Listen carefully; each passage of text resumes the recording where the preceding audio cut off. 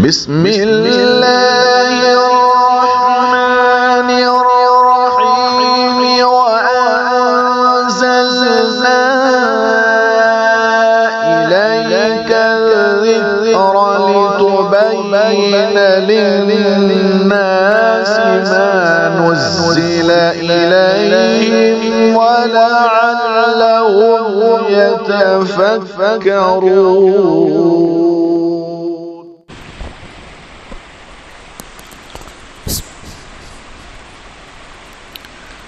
الحمد لله رب العالمين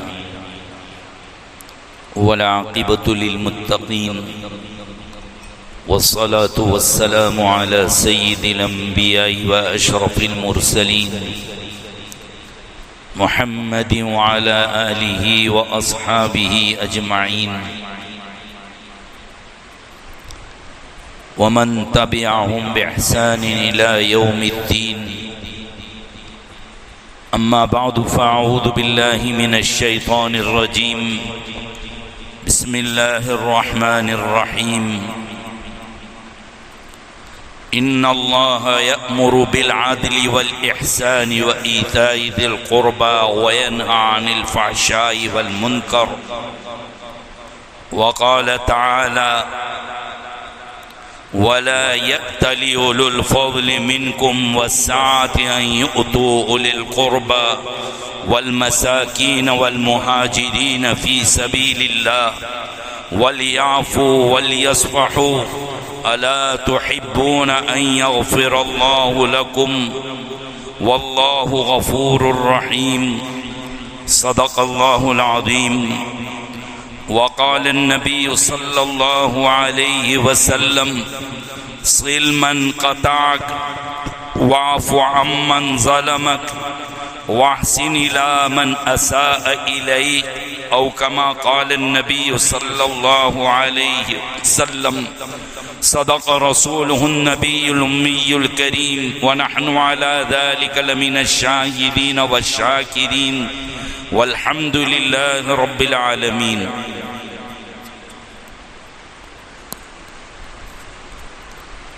1:30 بجے تک 1:30 تک کب تک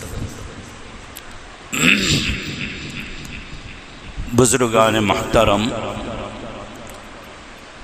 اللہ تبارک و تعالی میرے اور آپ کے کام کی باتیں کہنے کی توفیق عطا فرمائے اور ہم تمام کو عمل کی توفیق نصیب فرمائے. قرآن کریم کی آیت اور نبی کریم صلی اللہ تعالی علیہ وسلم کا ارشاد اور فرمان پیش کیا، جس میں بہت ہی اہم سبق کو بیان کیا گیا. میں دیکھ رہا تھا صبح میں کہ کوئی ایسی باتیں جو آپ کے سامنے پیش کروں جو میرے لیے بھی مفید ہو اور آپ حضرات کے لیے بھی ضروری ہو. کتاب دیکھتے دیکھتے نظر اس بات پر پڑی کہ کچھ چیزیں ہمارے روزانہ کے اعمال سے بھی بہتر ہیں اور کچھ عمل ایسے بھی ہیں کہ جو ہمارے اعمال کو بالکل صفر اور زیرو کر دینے والے، ختم کر دینے والے چیز. ایک مسلمان ہے، روزہ بھی رکھتا ہے، نمازیں بھی ادا کرتا ہے، قرآن کریم کی تلاوت بھی کرتا ہے، روزہ، صدقہ، زکوٰۃ، حج سب کچھ کرتا ہے. نبی اکرم صلی اللہ تعالی علیہ وسلم نے ارشاد فرمایا کہ لوگوں، میں تم کو تمہارے ان اعمال، نماز، روزہ، زکوٰۃ، حج، اس سے بھی افضل چیز بتاؤں؟ پھر فرمایا کہ ان سے بھی افضل جو چیز ہے وہ اصلاح ذات البین، رشتہ داروں میں آپس میں صلح کروانا. اور ان سب چیز کو مونڈ دینے والی چیز، ان اعمال کو خراب کر دینے والی چیز، کہا کہ وہ ہے رشتہ داروں کا آپس میں لڑنا، جھگڑے کروانا۔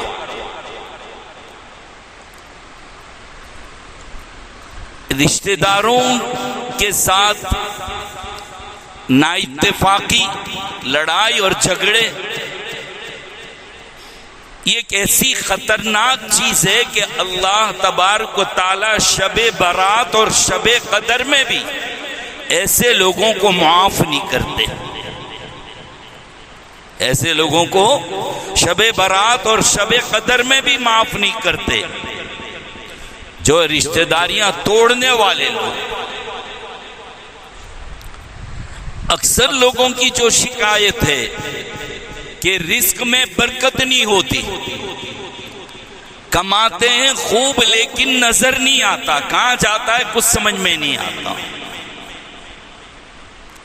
مولانا کوئی وظیفہ بتا دیجئے، کوئی تعویذ دے دیجئے کہ کمائے ہوئے میں کچھ نظر آئے، برکت نظر آئے۔ زندگی میں چین اور سکون نہیں ہے۔ اسی کو فرمایا نبی کریم صلی اللہ تعالی علیہ وسلم نے کہ تم میں سے جو یہ چاہتا ہو کہ اس کے رزق میں برکت ہو جائے اور اس کی زندگی اور عمر میں برکت ہو، تو اس کو چاہیے کہ وہ رشتہ داری کو جوڑے۔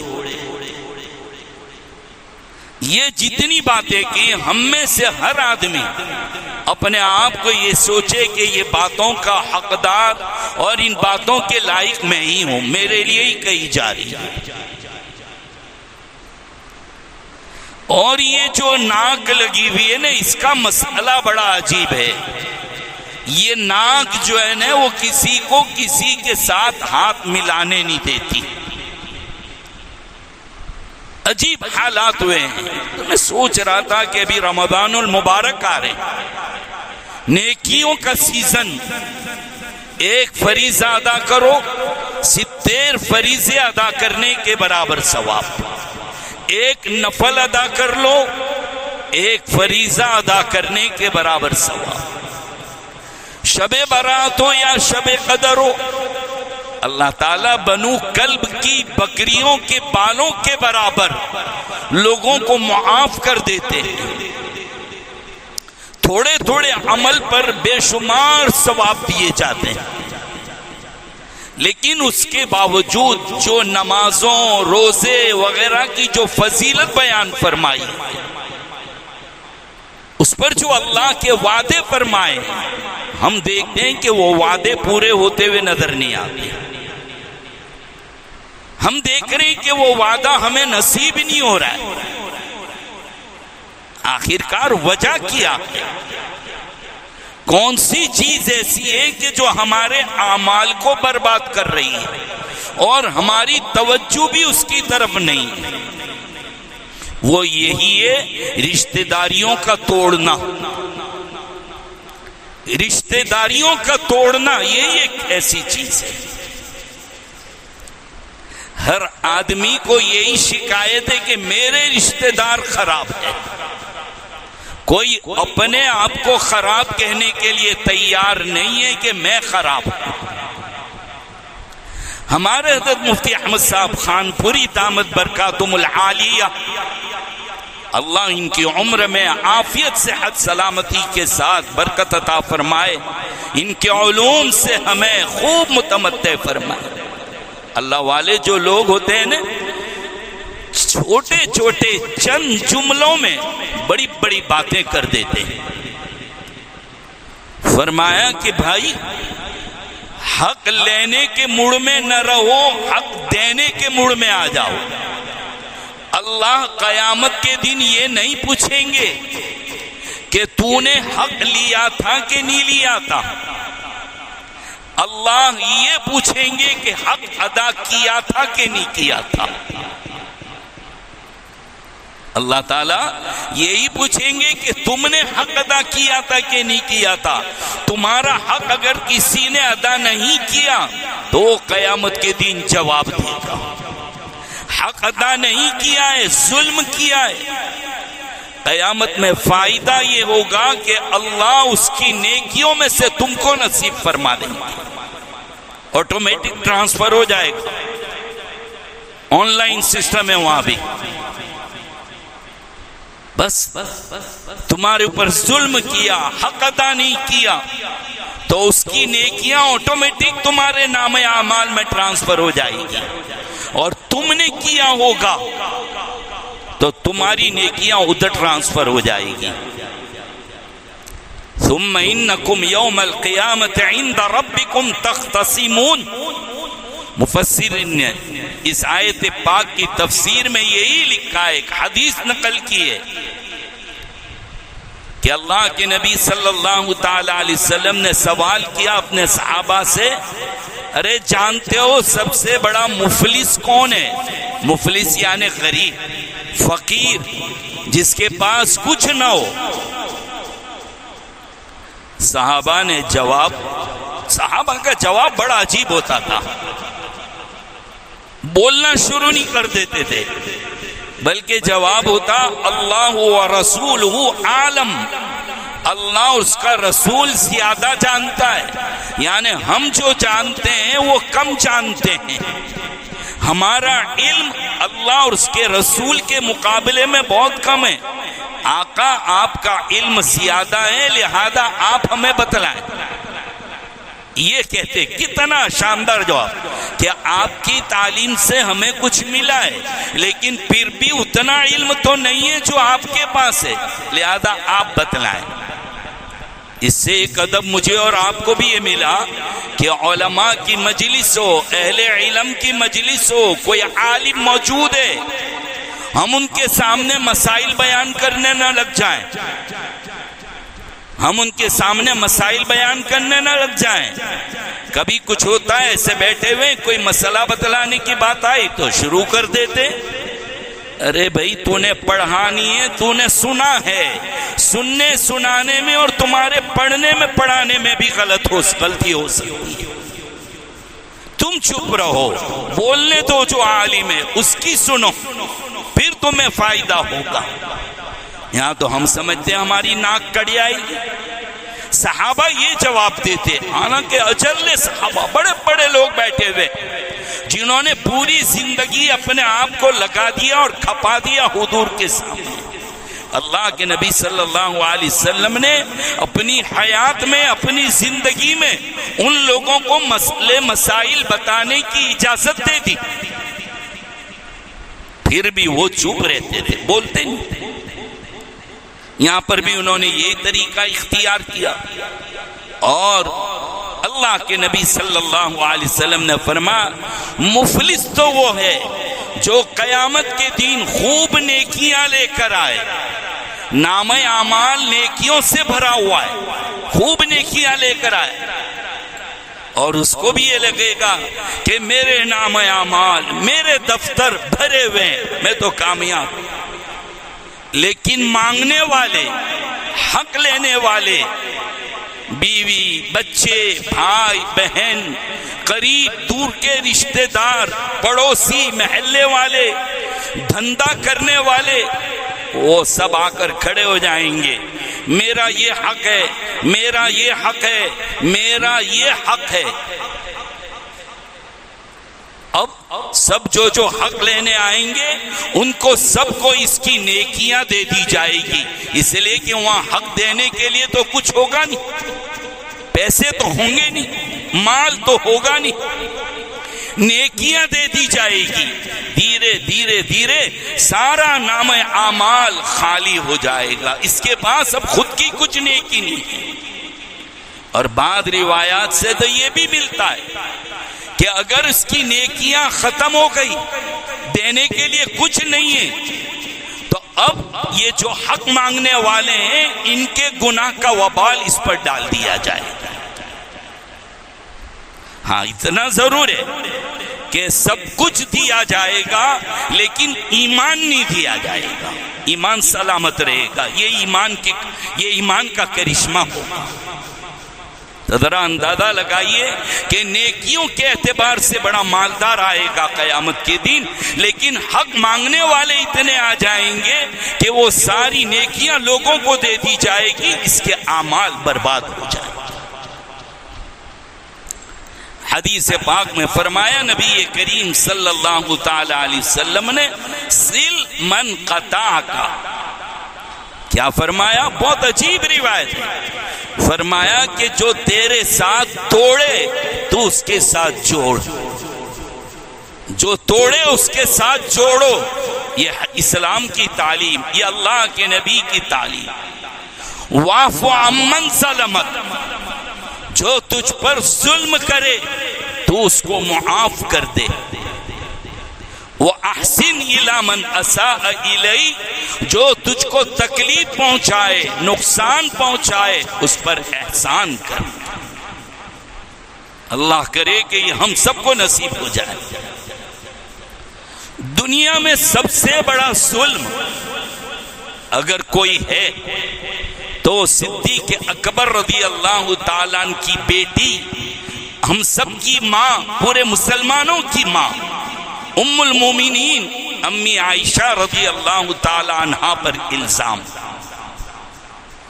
حضور کی بیوی سیدنا ابوبکر صدیق رضی اللہ تعالی عنہ کی بیٹی، نبی اکرم صلی اللہ علیہ وسلم کی سب سے چہیتی بیوی، دنیا زمین پر ایک بہت بڑی عالمہ، بڑے بڑے لوگ مسئلہ پوچھنے جاتے ہیں امی عائشہ سے جاتے ہیں، ان پر الزام لگایا، بڑا خطرناک الزام لگا۔ قرآن کریم تقریباً 2 رکوع کے قریب آیتیں نازل فرما دی اور امی عائشہ کی سچائی کو صاف اور واضح کر دیا۔ الزام لگانے والوں میں منافق لوگ بھی تھے، کچھ بھولے بھالے مسلمان، یعنی اپنی زبان میں کہہ دو کچے کان کے لوگ جو ہوتے ہیں نا، بس کوئی نے بھی کہہ دیا، ان کو انٹرسٹ آتا ہے، مزہ آتا ہے، سنا اور آگے چلو۔ جیسے ہمارا واٹس ایپ بھی ایسا ہی نا، جتنا مال صبح میں آیا ہوگا آپ کے پاس، آپ کو بھی یاد ہوگا کہ آگے کتنا ٹرانسفر کر دیا آپ نے۔ تحقیق نہیں کرنے کی بات کتنی وزنی ہے، اس میں سچائی ہے کہ نہیں۔ اور لوگ بھی کہتے بہت معتبر آدمی نے کہا، حالانکہ قرآن کریم نے ڈانٹا، تنبیہ کی، سنتے ہی تم نے کیوں نہیں کہہ دیا کہ یہ واقعہ جھوٹا ہے، ایسا ہو ہی نہیں سکتا۔ ہم تو کان لگا کے سنتے ہیں، پھر کیا ہوا، آگے کیا ہوا، اس کا ریئیکشن کیا آیا، یعنی ہمارے پاس یہ سوال ہوتے ہیں، کہا نہیں سنی انسنی کر دو۔ یا ایھا الذین آمنوا ان جاءکم فاسق بنبأ فتبینوا، اے ایمان والو، کوئی شریر کوئی خبر لے کر آ جائے، خوب تحقیق کر لیا کرو، نہیں تو بعد میں پچھتانا پڑے گا، تم کو اپنے کیے پر شرمندگی اٹھانی پڑے گی۔ تو امی عائشہ پر الزام لگانے والوں میں حضرت ابوبکر رضی اللہ تعالیٰ عنہ کے ایک رشتہ دار، بہت قریبی رشتہ دار، حضرت مصطح رضی اللہ تعالیٰ عنہ بھی، یہ بھی لگ گئے تھے باتوں میں لگے۔ اور یہ کون ہے؟ حضرت ابوبکر ان کو مہینے کا خرچ دیتے تھے، ان کی مالی مدد کرتے تھے، خوب پیسہ دیتے تھے، ان کا خرچہ اٹھاتے تھے۔ اب یہ بھی حضرت ابوبکر کی بیٹی پر الزام لگانے والوں میں اور بات پھیلانے والوں میں شامل ہو گئے۔ واقعہ بہت لمبا، پورا واقعہ نقل نہیں کرتا۔ آپ تھوڑی دیر کے لیے سوچ لو کہ آپ کی بیٹی پر کوئی الزام لگائے اور وہ آدمی الزام لگا رہا ہے جس کو آپ مہینے کا خرچہ دیتے ہو، آپ کا ریئیکشن کیا ہوگا؟ نہیں دینا ہے، خرچہ بند کر دو۔ حضرت ابوبکر نے بھی بند کر دیا، کیونکہ دل پہ لگی، واقعہ بہت بڑا تھا، بہت اہم واقعہ۔ حضرت ابوبکر نے بند کر دیا کہ نہیں دینا ہے۔ لیکن قرآن کی آیت نازل ہوئی جو میں نے ابھی تلاوت کی، وَلَا يَأْتَلِ أُولُو الْفَضْلِ مِنْكُمْ وَالسَّعَةِ أَن يُؤْتُوا أُولِي الْقُرْبَىٰ، تمہارے لیے وہ لوگ جو مالدار ہیں، جو وسعت والے ہیں، ان کے لیے مناسب نہیں ہے کہ وہ ایسی باتوں پر قسم کھا لے کہ اپنے رشتہ داروں کو نہیں دیں گے۔ معاف کر دو، درگزر کر دو، بھلا دو واقعے کو۔ الا تحبون ان یغفر اللہ لکم، کیا تم پسند نہیں کرتے کہ اللہ تمہاری مغفرت کر دے، تم کو معاف کر دے؟ کیا تم نہیں چاہتے؟ صدیق اکبر نے جب یہ آیت سنی تو فوراً کہنے لگے قسم خدا کی میں اللہ سے محبت بھی کرتا ہوں اور میں یہ چاہتا ہوں کہ اللہ میری مغفرت کر دے۔ علماء نے لکھا ہے کہ جتنا پہلے دیتے تھے اس سے زیادہ ڈبل دینا شروع کر دیا، یہ نہیں کہ پہلے میری معافی مانگے۔ خیر ان پر ان کو جو سزا ملنی تھی اسلامی طور پر وہ تو مل گئی کہ پاک دامن عورت پر تہمت لگانے کی کیا سزا ہوتی وہ تو دے دی، لیکن ابو بکر نے یہ نہیں کہا کہ مجھے معافی نامہ لکھ کے دے، نہیں، بس اتنا سننا تھا کہ اللہ نے کہہ دیا کہ تم جتنا دیتے تھے مناسب نہیں ہے کہ تم روکو، دو زیادہ دو۔ حضرت ابوبکر رضی اللہ تعالیٰ نے زیادہ دینا شروع کر دیا کہ میں چاہتا ہوں کہ اللہ میری مغفرت کرے۔ اب سوال یہ پیدا ہوگا کہ میں کتنا کروں، میں کتنا کروں؟ جی آپ ہی کو کرتے رہنا ہے، آپ ہی کو کرتے رہنا ہے۔ رشتہ داروں کا کام توڑنا ہے، ہمارا کام جوڑنا ہے۔ ان کا کام ظلم کرنا ہے، ہمارا کام معاف کرنا ہے۔ ان کا کام تکلیف پہنچانا ہے، ان کا کام نقصان پہنچانا ہے، اور ہمارا کام ان پر احسان کرنا ہے۔ امام ابو حنیفہ کے واقعات کو پڑھیے، یہ سب واقعات اس لیے کہہ رہا ہوں کہ اللہ مجھے بھی نصیب فرمائے۔ ہم میں سے ہر آدمی اس کے اندر مبتلا ہے، ہر آدمی مبتلا۔ رمضان سے پہلے ہم اپنے معاملات کی صفائی کر لیں، معاشرت کی صفائی کر لیں۔ امام صاحب جو خطبے میں پڑھتے ہیں نا، وہ خطبہ آرام سے بس کان لگا کے کیا ہو رہا نہیں، وہ خطبے کو سنو۔ آخری جو لفظ ہوتا ہے منبر پر سے اترنے سے پہلے پڑھتے ہیں، ان اللہ یأمر بالعدل، اللہ تعالیٰ حکم دیتا ہے تم کو انصاف کا۔ یأمر بالعدل وینہی عن الفحشاء والمنکر، اللہ تعالیٰ منکرات اور ننگائی اور بے شرمی کے کاموں سے روکتا ہے۔ اللہ رشتہ داروں کو دینے کا حکم دیتا ہے، حکم دیتا ہے۔ پھر ایک قرآن کی آیت، وَاعْبُدُوا اللَّهَ، او لوگو اللہ کی عبادت کرو، اللہ ہی کی کرو، وَلَا تُشْرِكُوا بِهِ شَيْئًا، اور اس کے ساتھ کسی کو شریک نہ کرو۔ پھر تیسرے نمبر پر جو سب سے پہلے اللہ ہی کی عبادت، اللہ کے ساتھ کسی کو شریک نہ کرنا، انہی کے لیول میں فرمایا وَبِالْوَالِدَيْنِ إِحْسَانًا، ماں باپ کے ساتھ حسن سلوک۔ چوتھے نمبر پر فرمایا وَبِذِي الْقُرْبَى، اور رشتہ داروں کے ساتھ حسن سلوک۔ جہاں اللہ نے اپنی عبادت کو بیان کیا وہیں رشتہ داروں کے ساتھ رشتہ داری کو جوڑنے کا حکم فرمایا۔ اندازہ لگائیے، ہاں یہ جو فرمایا کہ یہ جو رشتہ داریوں، یہ حدیث میں یہ فرمایا کہ کسی انسان کے لیے، کسی مسلمان کے لیے جائز نہیں ہے، حرام ہے کہ اپنے بھائی کو 3 دن سے زیادہ چھوڑے رکھے ابولا رہے۔ ذرا سی بات پر ہماری یہاں شادی میں اتنا دیا، منگنی میں اتنا دیا، اس میں یہ کیا، ذرا سا منہ چڑھا لیتے ہیں، ابولے ہو جاتے ہیں۔ 3 دن سے زیادہ یا 3 رات سے زیادہ، کہا یہ کیا حرام ہے تمہارے لیے، جائز نہیں۔ آخری بات ہے، ہم خوب نیکیاں کرتے ہیں، بہت اچھی بات ہے، لیکن نیکیوں کو بچا بھی تو لو۔ भूख है, किताबें रखी है तो डामर की गोली, कपड़े डाले हैं तो उसको बचाने के लिए कि कीड़े न लग जावे, डामर की गोली, उद्धई नहीं लग जावे, दीमक नहीं लग जावे। दूध रखा है तो उसको संभाल कर रखते हैं कि नींबू का कतरा, खटास, एक कतरा पूरे पतीला भर के दूध को फाड़ने के लिए काफी है। इसी तरीके से रिश्तेदारी जब मुड़ जाती है, जब खत्म हो जाती है, सारे आमाल सालिहा को बर्बाद करती है। आज यहां से ये तय करके उठे, जिन जिन रिश्तेदारों को दबाया है, उनको सताया है, मैं जाके माफी मांगूंगा। अल्लाह के नबी सल्लल्लाहु अलैहि वसल्लम फरमाया, हक पर होने के बावजूद झगड़े को छोड़ दोगे तो जन्नत के बीच में तुम्हारा मकान बनवाने का जिम्मेदार मैं हूं।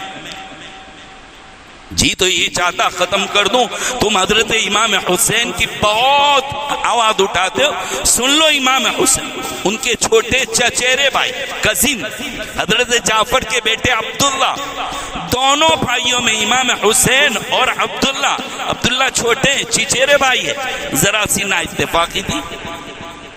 भाई अब्दुल्ला ने खत लिखा, भाईजान आपके पास दो फजीलतें, नबी के नवासे हो आप, जन्नत के नौजवानों के सरदार हो आप। एक तीसरी फजीलत मैं देना चाहता हूं कि हक पर होने के बावजूद झगड़ा छोड़ दो तो तुम्हारे नाना ने फरमाया है जन्नत के बीच में मकान बनवाने का जिम्मेदार मैं हूं।